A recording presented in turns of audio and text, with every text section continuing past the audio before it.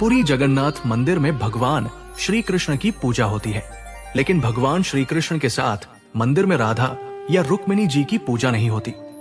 और रथ यात्रा में भी भगवान श्री कृष्ण के साथ राधा या रुक्मिणी नहीं होती। राधा या रुक्मिणी के बदले पुरी जगन्नाथ मंदिर में भगवान श्री कृष्ण के साथ पूजा होती है बलराम और सुभद्रा की। और रथ यात्रा में भी बलराम और सुभद्रा जी ही होते हैं।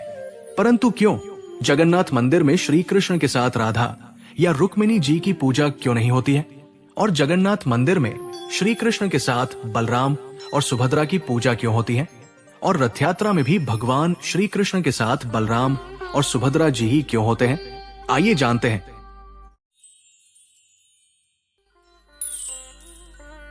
पुरी की जगन्नाथ मंदिर 4 धामों में से एक प्रमुख धाम है। जगन्नाथ मंदिर एक पुण्यदायिनी मोक्षदायिनी तीर्थ स्थल है, जिसे धरती पर बैकुंठ कहा जाता है। इसी जगन्नाथ मंदिर में हर साल आषाढ़ महीने के शुक्ल पक्ष में भव्य रथ यात्रा निकाली जाती है। पुरी जगन्नाथ मंदिर में भगवान जगन्नाथ, उनके बड़े भाई बलभद्र और बहन सुभद्रा की पूजा होती है।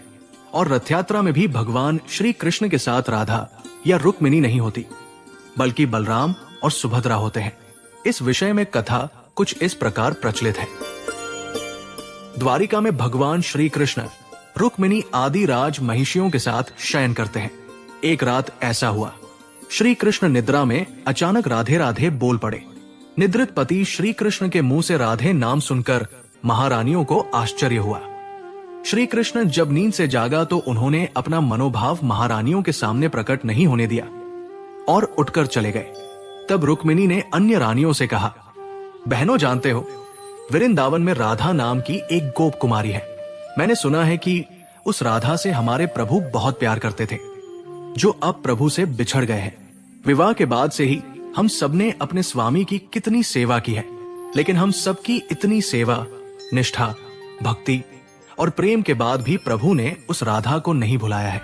लगता है कि राधा के प्रति स्वामी के मन में आज भी बहुत प्रेम है। बहनों, हमने सुना है कि हमारे विवाह से पहले स्वामी ने राधा के साथ रासलीला किया था, और हमने ये जाना है कि राधा की श्री कृष्ण के साथ रहस्यात्मक रास लीलाओं के बारे में माता रोहिणी बहुत अच्छे से जानती है। राधा कृष्ण की रासलीला के बारे में हमें माता रोहिणी से पूछना चाहिए। वही हमें राधा कृष्ण की रासलीला और प्रेम के बारे में बता सकते हैं। रुक्मिणी की ये बात सुनकर जानकारी प्राप्त करने के लिए सभी महारानियां माता रोहिणी के पास पहुंचे। राधा कृष्ण की रासलीला के बारे में बताने के लिए रोहिणी माता से अनुनय विनय की।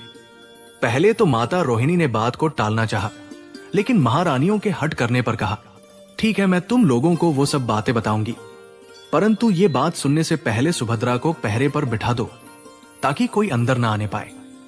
भले ही बलराम या श्री कृष्ण ही क्यों न हो, किसी को भी अंदर आने न दिया जाए। जब सुभद्रा को द्वार पर पहरा देने के लिए बैठा दिया गया, तब माता रोहिणी ने कथा शुरू किया। सुभद्रा द्वार पर पहरा दे रहे थे, तभी अचानक श्री कृष्ण और बलराम आकर उनके सामने उपस्थित हुए और अंदर प्रवेश करना चाहा। सुभद्रा ने उचित कारण बताकर दोनों को द्वार पर ही रोक लिया। उधर अंतपुर में माता रोहिणी ने महारानियों के आगे श्री कृष्ण और राधा की रासलीला की जो बातें बताई थी, इधर द्वार पर श्री कृष्ण और बलराम दोनों को ही सुनाई दी। उसको सुनने से श्री कृष्ण और बलराम के अंग अंग में अद्भुत प्रेम रस का उद्भव होने लगा। साथ ही सुभद्रा भी भाव विह्वल होने लगी। तीनों की ऐसी अवस्था हो गई कि पूरे ध्यान से देखने पर भी किसी के भी हाथ पैर आदि स्पष्ट नहीं दिखते थे। उस समय सुदर्शन चक्र भी विकलित हो गया और उसने लंबा सा आकार धारण कर लिया। ये माता राधिका के प्रेममय महाभाव का गौरवपूर्ण प्रतिफलन था। उसी समय अचानक वहां देवर्षि नारद का आगमन हुआ। नारद के आगमन से वे तीनों पूर्ववत हो गए, लेकिन नारद ने वो दृश्य देख लिया था। तब नारद ने श्री कृष्ण से प्रार्थना करते हुए कहा, हे भगवान, आप चारों के जिस महाभाव में लीन मूर्तिस्थ रूप के मैंने दर्शन किए हैं, वो सामान्य जनों के दर्शन हेतु पृथ्वी पर सदैव सुशोभित रहे। नारद जी की प्रार्थना सुनकर भगवान ने कहा, तथास्तु, वैसा ही हो। इस कथा के बाद समय चलते रहे और युग बीत गए। एक समय की बात है, उड़ीसा राज्य में राजा इंद्रद्युम्न राज कर रहे थे। इंद्रद्युम्न एक महावैष्णव और प्रजापालक राजा था। वो प्रतिदिन भगवान विष्णु का उपासना करते थे। उनके राजप्रासाद नीलांचल सागर के पास ही था, जहां वो सपरिवार निवास करते थे। एक दिन राजा इंद्रद्युम्न को समुद्र में एक विशालकाय काष्ठ दिखा। राजा ने सैनिकों द्वारा उस काष्ठ को तट पर लाया और उससे विष्णु मूर्ति का निर्माण कराने का निश्चय किया। जैसे ही राजा ने उस काष्ठ से विष्णु मूर्ति का निर्माण कराने का निश्चय किया, ठीक उसी समय उनके सामने एक वृद्ध बरहई के रूप में स्वयं विश्वकर्मा जी प्रकट हुए। उस वृद्ध बरहई ने राजा से कहा, महाराज, मैं एक बरहई हूं और मैं अच्छे से मूर्ति निर्माण कर सकता हूं। अगर आप अनुमति दे तो मैं इस काष्ठ से बहुत बढ़िया विष्णु मूर्ति निर्माण कर सकता हूं। लेकिन मेरा यह शर्त है कि मैं जिस घर में मूर्ति बनाऊंगा, उस घर के दरवाजे मूर्ति के पूर्ण रूप से बन जाने तक बंद रहेंगे। कोई भी आकर मुझे परेशान नहीं करेंगे। पूर्ण रूप से मूर्ति बन जाने से पहले अगर किसी ने दरवाजा खोला और मुझे परेशान किया तो मैं वहीं पर अपना काम बंद कर दूंगा। राजा इंद्रद्युम्न ने उस वृद्ध बरहई की शर्त मान लिया। आज जिस जगह पर विख्यात जगन्नाथ जी का मंदिर है, उसी के पास एक घर के अंदर वृद्ध बरहई मूर्ति निर्माण में लग गए। देखते ही देखते कई दिन गुजर गए। राजा एवं उनके परिवारजनों को यह ज्ञात न था कि वो वृद्ध बरहई कौन है। कई दिन तक घर का द्वार बंद रहने पर महारानी को चिंता होने लगी।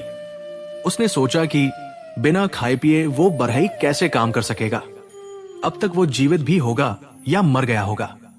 ये सोचकर महारानी ने महाराजा को भी अपनी शंका के बारे में अवगत की। महारानी की बात सुनकर राजा ने भी सोचा, महारानी ठीक ही कहती है। आखिर बिना खाए पिए एक आदमी कितने दिनों तक काम कर सकता है। एक बार द्वार खोलकर देखना होगा कि वो वृद्ध बरहई ठीक है या नहीं, और उसे खाना भी देना होगा।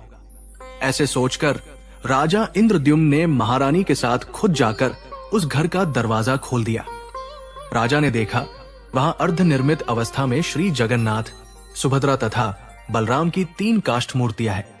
लेकिन वो वृद्ध बरहई कहीं नहीं है जिसने वो तीनों मूर्तियां निर्माण किया। अर्धनिर्मित मूर्तियां देखकर और उस वृद्ध बरहई को न पाकर राजा और रानी को बहुत दुख हुआ।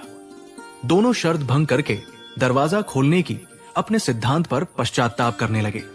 लेकिन ठीक उसी क्षण दोनों ने एक आकाशवाणी सुनी, हे राजन, व्यर्थ दुखी मत हो। हम इसी रूप में रहना चाहते हैं। मूर्तियों को गंगाजल आदि से पवित्र करके मंदिर में स्थापित करवा दो। आकाशवाणी सुनने के बाद राजा इंद्रद्युम्न ने एक अति सुंदर मंदिर बनवाया और वही तीनों जगन्नाथ, बलभद्र और सुभद्रा की अर्धनिर्मित मूर्तियां मंदिर में स्थापित करवा दी। वही मंदिर आज पुरी जगन्नाथ मंदिर नाम से ख्यात है और आज भी वे अपूर्ण और अस्पष्ट मूर्तियां मंदिर और पुरी की रथ यात्रा में सुशोभित व प्रतिष्ठित है। और इसी के लिए भगवान श्री कृष्ण ने देवर्षि नारद को वरदान दिया था। अपनी प्रिय बहन सुभद्रा की द्वारिका भ्रमण की इच्छा पूर्ण करने के उद्देश्य से श्री कृष्ण व बलराम ने अलग अलग रथों में बैठकर यात्रा की थी। इस दौरान वे अपनी मौसी गुंडीचा के घर भी गए और वहां 7 दिन ठहरे। सुभद्रा की उसी नगर भ्रमण की स्मृति में यह रथ यात्रा पुरी में हर वर्ष उत्सव के रूप में मनाया जाता है।